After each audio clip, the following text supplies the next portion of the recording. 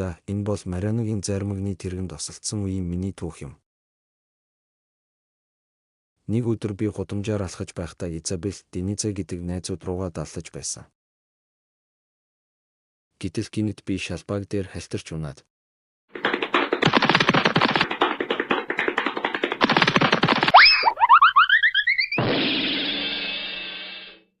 Би осолд орж Марианогийн заримагны тэрэгтээ мөргөлдчихлөө. Тийм учраас би болох байгаа ч гэсэн уучлаарай эсвэл Ло Синто Мариан хихи.